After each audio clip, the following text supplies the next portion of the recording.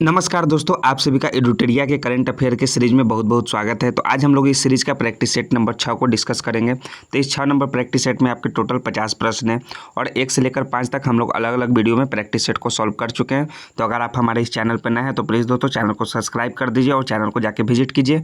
वहाँ से आपको सभी प्रैक्टिस सेट अवेलेबल हो जाएगा।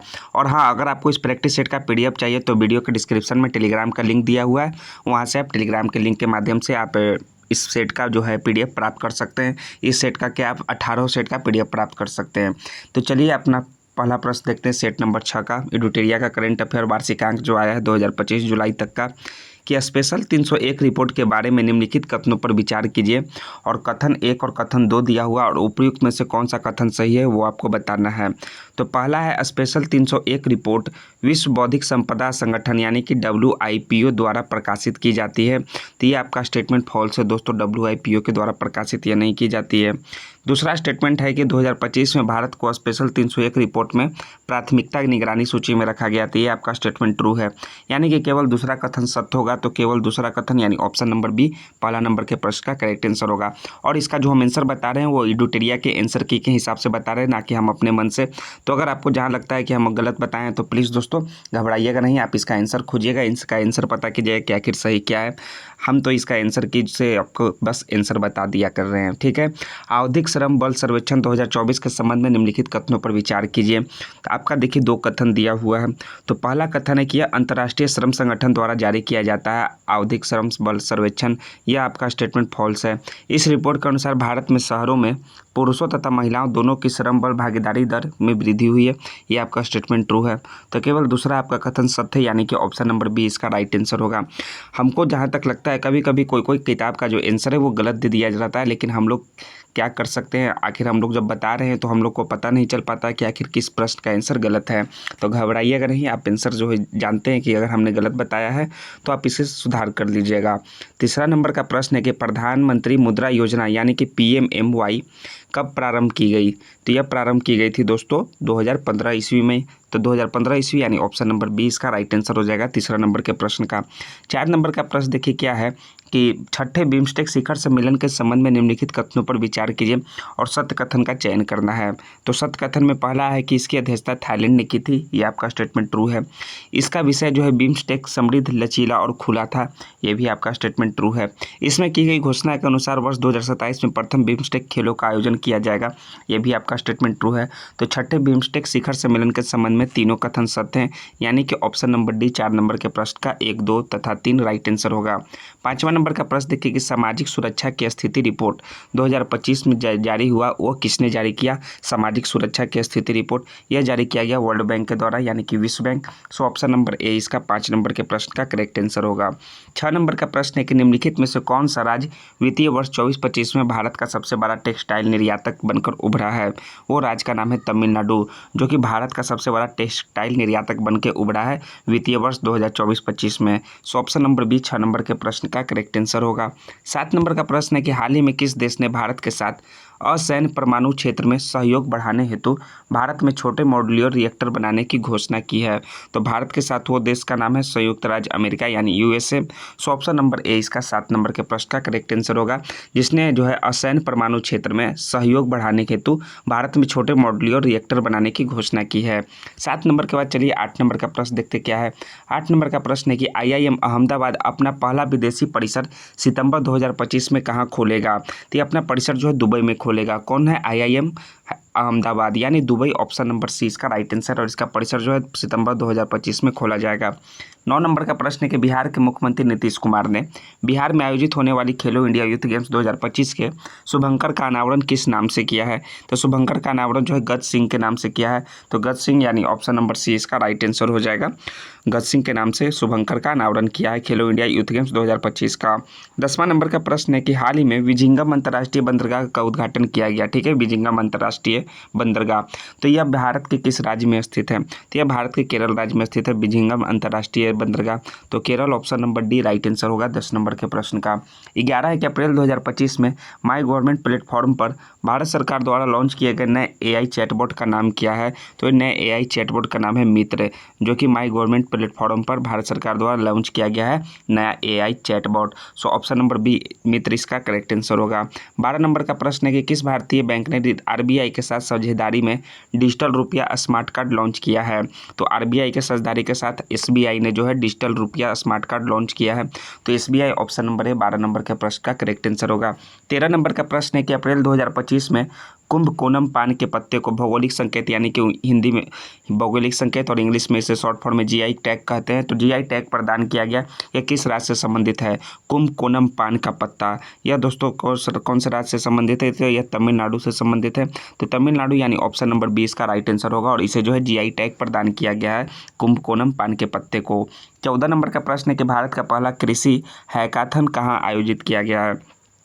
तो कृषि का हैकाथन कहाँ आयोजित किया गया? ये पुणे में आयोजित किया गया दोस्तों, पुणे यानी कि ऑप्शन नंबर 20 का राइट आंसर हो जाएगा पुणे शहर। 15 नंबर का प्रश्न है कि अप्रैल 2025 में वाइब कोडिंग चर्चा में रहा। क्या वाइब कोडिंग? तो यह किससे संबंधित है? तो वाइब कोडिंग संबंधित है जनरेटिव AI से।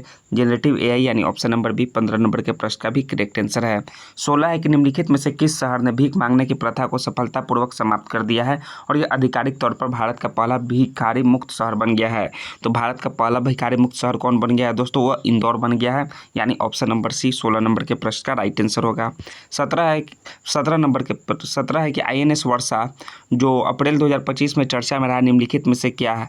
ठीक है, तो निम्नलिखित ये 18 आपका दिखा हुआ है, यानी कि देखिए 18 और 17 आपका देखिए अलग अलग दिया हुआ है। ठीक है, तो INS वर्षा जो अप्रैल 2025 में चर्चा में रहा वो निम्नलिखित में से क्या है? देखिए नौसेना का परमाणु पनडुब्बी है, परमाणु संचालित पनडुब्बियों का संचालन है का रख रखाव बेस है, या फिर नौसेना खोजी पोत है, या फिर आपका भारतीय नौसेना का एक फ्रिगेट है। तो ये दोस्तों एक नौसैनिक जो है खोजी पोत है। सो ऑप्शन नंबर सी इसका राइट आंसर हो जाएगा 18 नंबर का।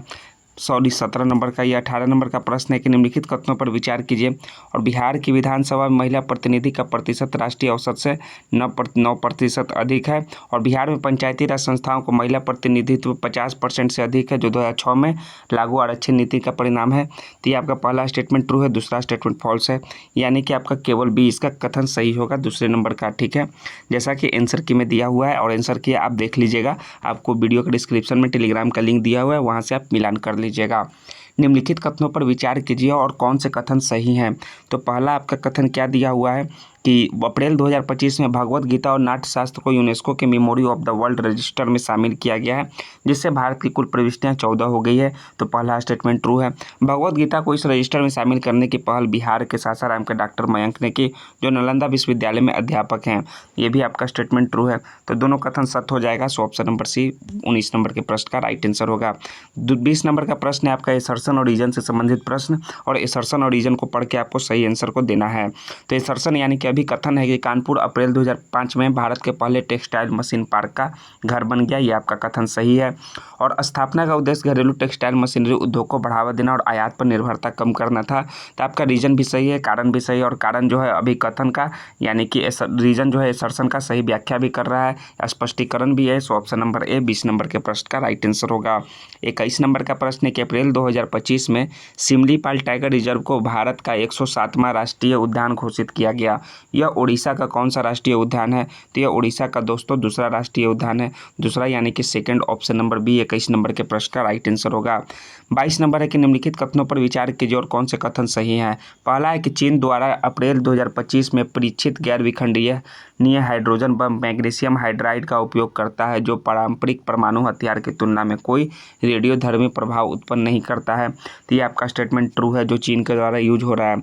दूसरा, यह NPT और CTBT जैसी अंतर्राष्ट्रीय संधियों को दरकिनार कर सकता है, यह भी आपका स्टेटमेंट ट्रू है। तो दोनों कथन सत्य हैं, यानी कि ऑप्शन नंबर सी 22 नंबर के प्रश्न का राइट आंसर होगा। 23 नंबर है कि 100% इलेक्ट्रिक वाहनों यानी कि EVS को अपनाने के लक्ष्य को किस देश ने प्राप्त किया है? तो 100% जो है वो किस देश ने प्राप्त किया है? वो प्राप्त किया है दोस्तों नॉर्वे देश ने। ठीक है, 100% जो है इलेक्ट्रिक वाहन को अपनाने का लक्ष्य जो है प्राप्त कर लिया गया है नॉर्वे देश के द्वारा। सो ऑप्शन नंबर ए 23 नंबर के प्रश्न का करेक्ट आंसर होगा। 24 नंबर का प्रश्न देखिए क्या है कि अप्रैल 2025 में भूटान ने अपनी अर्थव्यवस्था को बढ़ावा देने और युवा मस्तिष्क पलायन को कम करने के लिए हरित क्रिप्टो करेंसी को अपनाने की घोषणा की। इस पहल में किस नवीकरणीय ऊर्जा स्रोत का उपयोग करके क्रिप्टो करेंसी खनन किया जा रहा है? तो यह खनन किया जा रहा है दोस्तों आपका जल विद्युत का जो है स्रोत है उसको जो है उपयोग करके, ठीक है। नवीकरणीय ऊर्जा स्रोत का नाम क्या है? जल विद्युत को। इस प्रकार से ऑप्शन नंबर सी इसका 24 का राइट आंसर हो जाएगा। क्रिप्टो करेंसी का खनन किया जा रहा है भूटान देश के द्वारा।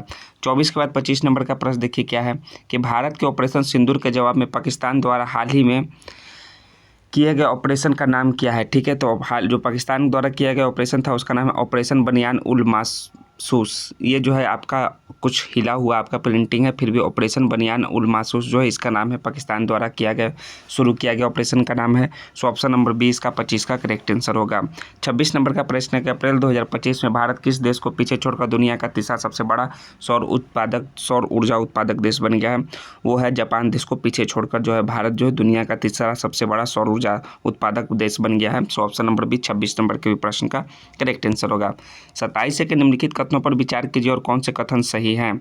तो पहला आपका कथन क्या है कि मुख्यमंत्री नीरा संवर्धन योजना के तहत नीरा के फर्मेंटेशन को रोककर इसके शुद्ध और स्वास्थ्यवर्धक उपयोग को सुनिश्चित करना एक प्रमुख दायित्व है। यह आपका स्टेटमेंट ट्रू है। मुख्यमंत्री नीरा संवर्धन योजना के तहत मद्य निषेध विभाग के अधिकारियों को बिहार के विभिन्न जिलों में नीरा उत्पादन और बिक्री की निगरानी की जिम्मेदारी दी गई है। ये भी आपका स्टेटमेंट ट्रू है और यह योजना अप्रैल से जुलाई 2025 तक ताड़ी सीजन के लिए लागू की गई है और जीविका समूहों के साथ मिलकर कार्यान्वित की जा रही है। यह भी आपका स्टेटमेंट ट्रू है। तो आपका मुख्यमंत्री नीरा संवर्धन योजना के तहत तीनों कथन सही हैं। सो ऑप्शन नंबर डी आपका 27 नंबर के प्रश्न का राइट आंसर होगा। 28 है आपका कि अभिकथन और कारण यानी कि असर्शन और रीजन से संबंधित प्रश्न है। पहला है कि अभिकथन यानी असर्शन है कि भारत ने 2025 पृथ्वी दिवस को ग्रह बनाम प्लास्टिक थीम के साथ मनाया है। तो अभी कथन सही है। और भारत ने एकल उपयोग प्लास्टिक पर प्रतिबंध लगाने के लिए अपनी राष्ट्रीय नीति शुरू की है, कारण ये दिया गया है। तो ये आपका कारण फॉल्स है दोस्तों। तो ये सही है लेकिन आर गलत है। So option number C 28 number के प्रश्न का राइट आंसर होगा। 29 है कि भारत उज्बेकिस्तान संयुक्त सैन्य अभ्यास डस्टलिक 6, ठीक है, डस्टलिक 6 जो कि 16 से 28 अप्रैल 2025 तक आयोजित हुआ। इसका आयोजन स्थान निम्नलिखित में से कौन सा था? तो इसका आयोजन स्थान था दोस्तों इनमें से आपका पुणे जो कि महाराष्ट्र में है। सो ऑप्शन नंबर बी 29 का राइट आंसर होगा। 30 नंबर का प्रश्न है कि भारत सरकार ने किसके सहयोग से डिजिटल थ्रेट रिपोर्ट 2024 लॉन्च की है? तो ये आपका जो है मिट्टी, सीसा और आपका CSIRT FIN फिन से, इन तीनों के जो है आपके सहयोग से, ये तीनों जो ऑप्शन दिया हुआ है A, B और C, इन तीनों के सहयोग से डिजिटल थ्रेट रिपोर्ट 2024 भारत सरकार ने लॉन्च किया है। सो आपका 30 नंबर का D option number right answer होगा। 31 है कि अप्रैल 2025 में non alcoholic fatty liver disease screening अभियान कहाँ शुरू किया गया है? तो यह अभियान शुरू किया गया है दोस्तों रांची में, झारखंड के रांची शहर में, जो कि राजधानी भी है झारखंड का। सो ऑप्शन नंबर सी 31 का राइट आंसर होगा। 32 के गृह मंत्री अमित शाह ने अंतर्राष्ट्रीय सहकारिता दिवस पर बिहार के विकास के लिए कितने करोड़ रुपए की योजनाओं का उद्घाटन किया है? तो कितने करोड़ रुपए योजनाओं का उद्घाटन किए हैं? वो किए हैं दोस्तों 800 करोड़ रुपए योजनाओं का उद्घाटन गृह मंत्री अमित शाह ने। सो ऑप्शन नंबर डी इसका राइट आंसर हो जाएगा। 32 के बाद 33 नंबर का प्रश्न है किस शैक्षणिक बोर्ड ने हाल ही में अपने संबद्ध स्कूलों को अत्यधिक चीनी के सेवन से जुड़े स्वास्थ्य जोखिमों के बारे में छात्रों को शिक्षित करने के लिए शुगर बोर्ड स्थापित करने का निर्देश दिया है? तो कौन सा शैक्षणिक बोर्ड है दोस्तों? वो शैक्षणिक बोर्ड का नाम है CBSE यानी ऑप्शन नंबर डी इसका राइट आंसर होगा CBSE। किस राज्य में तीसरा लेवेंडर महोत्सव 2025 का आयोजन किया गया? तो किस राज्य में किया गया? वो किया गया दोस्तों जम्मू कश्मीर में तीसरा लेवेंडर महोत्सव का आयोजन। नेक्स्ट है 35 नंबर, फिर आपका केस असर्शन और रीजन से संबंधित प्रश्न है। तेसरसन आपका एक DRDO ने अप्रैल 2025 में रुद्रम सेकंड मिसाइल का सफलतापूर्वक परीक्षण किया। यह आपका स्टेटमेंट ट्रू है। कारण है कि यह भारतीय नौसेना के लिए विकसित भारत की पहली एंटी टैंक गाइडेड मिसाइल है। तो आपका कारण फॉल्स है दोस्तों। तो ये सही है, आर गलत है। ऑप्शन नंबर सी इसका 35 नंबर के प्रश्न का राइट आंसर है। 36 है कि निम्नलिखित में से किस कंपनी ने सिल्वा गार्ड ड्रोन और AI आधारित तकनीक पेश की है जिसे जंगल की आग का जल्दी पता लगाने का स्थान जो है निर्धारित और निगरानी बढ़ाने के लिए डिजाइन किया गया है? ठीक है, स्थान निर्धारण और निगरानी बढ़ाने के लिए डिजाइन किया गया है। तो किस कंपनी ने किया है दोस्तों इस तकनीकी पेश? दिए किया है ड्राइड नेटवर्क यानी ऑप्शन नंबर ए इसका राइट आंसर है। रेत कला में उत्कृष्ट योगदान हेतु सुदर्शन पटनायक को किस देश ने फ्रेड डायरिंगटन सैंड मास्टर पुरस्कार प्रदान किया है? क्या नाम है? फ्रेड डारिंगटन सैंड मास्टर पुरस्कार। तो यह प्रदान किया है सुदर्शन पटनायक को इंग्लैंड देश ने। सो ऑप्शन नंबर सी इसका राइट आंसर हो जाएगा रेत कला में उत्कृष्ट योगदान के लिए। उसके बाद 37 के बाद 38 नंबर का प्रश्न है, ग्लोबल टेक्नोलॉजी समिट 2025 जो कि दिल्ली में इसका उद्घाटन हुआ, तो निम्नलिखित में से किसके द्वारा किया गया था? ये किया गया था दोस्तों जयशंकर के द्वारा। सो ऑप्शन नंबर बी इसका राइट आंसर हो जाएगा 38 नंबर के प्रश्न का। 39 है कि छठे बिम्स्टेक शिखर सम्मेलन में अगले 2 वर्ष हेतु बिम्स्टेक की अध्यक्षता किस देश ने संभाली है? तो बांग्लादेश ने संभाली है, जिस प्रकार से आपका ऑप्शन नंबर बी आंसर की में दिया हुआ है बांग्लादेश। और प्रोजेक्ट कुइपर के बारे में निम्नलिखित कथनों पर विचार कीजिए और कौन से कथन सत्य हैं आपको बताना है। तो प्रोजेक्ट के ऊपर जो है पहला आपका कथन है, अमेजन की सैटेलाइट ब्रॉडबैंड पहल है जिसका लक्ष्य वैश्विक स्तर पर इंटरनेट सेवाएं प्रदान करना, ये आपका स्टेटमेंट ट्रू है। परियोजना की योजना लो अर्थ ऑर्बिट यानी LEO में लगभग 3232 उपग्रहों को तैनात करने की है, ये भी आपका स्टेटमेंट ट्रू है। तो कथन 1 और 2 दोनों सही है, option number C correct answer होगा 40 का। 41 है कि निम्नलिखित में से कौन सा राज्य हॉकी इंडिया के सहयोग से पुरुष हॉकी हीरो एशिया कप 2025 का जो है मेजबानी करेगा? तो वो बिहार के सहयोग से। सो ऑप्शन नंबर आपका जो है डी राइट आंसर हो जाएगा 41 नंबर के प्रश्न का। 42 नंबर का प्रश्न देखिए क्या है, हाल ही में संयुक्त राज्य अमेरिका यानी USA ने किस शहर ने 14 अप्रैल 2025 को डॉक्टर भीमराव अम्बेडकर दिवस के रूप में घोषित किया है? ठीक है, 14 अप्रैल 2025 को तो वो किया है दोस्तों न्यूयॉर्क शहर ने। नेक्स्ट है आपका, अब तक का सबसे बड़ा दुर्लभ मृदा धातु भंडार कहाँ खोजा गया है? तो वो खोजा गया है काजाकिस्तान में। किस खिलाड़ी ने पेरिस डायमंड लीग 2025 का खिताब जीता है? उस खिलाड़ी का नाम है दोस्तों नीरज चोपड़ा ने। नेक्स्ट है आपका 45 नंबर का प्रश्न कि विश्व के वनों का मानचित्रण करने के लिए किस अंतरिक्ष एजेंसी ने बायोमास मिशन लॉन्च किया है? तो उस अंतरिक्ष एजेंसी का नाम है ESA। नेक्स्ट है आपका द्वितीय एशियाई योगासन खेल चैंपियनशिप 2025 के बारे में निम्नलिखित कथनों पर विचार कीजिए और कौन से कथन सत्य हैं कि भारत जो है 83 स्वर्ण सहित 87 पदकों के साथ पदक तालिका में शीर्ष रहा, ये आपका स्टेटमेंट ट्रू है। और नेक्स्ट है आपका कि चैंपियनशिप बैंकॉक थाईलैंड में आयोजित की गई थी, आपका स्टेटमेंट फॉल्स है, तो केवल एक कथन सही है। सो ऑप्शन नंबर 46 का राइट आंसर होगा। 47 नंबर है कि 23 अप्रैल 2025 को सौर दिवस के अवसर पर पहली बार बिहार में निम्नलिखित में से कहाँ सूर्य किरण एरोबैटिक शो का आयोजन किया गया? तो इसका आयोजन किया गया पटना में। नेक्स्ट है, हाल ही में UIDAI ने किस राज्य को 2 श्रेणियों यानी कि बच्चों के लिए अनिवार्य बायोमेट्रिक अपडेट और वयस्क आधार नामांकन सत्यापन के लिए सर्वश्रेष्ठ प्रदर्शन करने वाला राज्य घोषित किया है? तो घोषित किया है दोस्तों अरुणाचल प्रदेश को।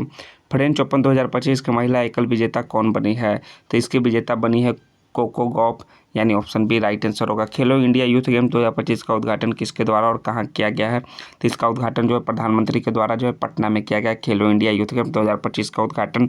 सो ऑप्शन नंबर सी इसका राइट आंसर हो जाएगा 50 नंबर के प्रश्न का। तो आपका सेट नंबर 6 आपका समाप्त हुआ और जैसा कि हमने बताया कि हम जो भी आंसर बताते हैं वो इसका आंसर की के हिसाब से बताते हैं। तो अगर आपको PDF और आंसर की दोनों चाहिए आपको मिलान करने के लिए, आपको घर बैठे आराम से बनाने के लिए, तो वीडियो के डिस्क्रिप्शन में टेलीग्राम का लिंक दिया है, वहाँ से आप ज्वाइन कर सकते हो और PDF को प्राप्त कर सकते हैं। तो अगर आप लोगों ने अभी भी चैनल को सब्सक्राइब नहीं किया है तो प्लीज़ दोस्तों चैनल को सब्सक्राइब कीजिए, दोस्तों को भी शेयर कीजिए, वीडियो को लाइक कीजिए। जय हिंद दोस्तों, थैंक्स दोस्तों।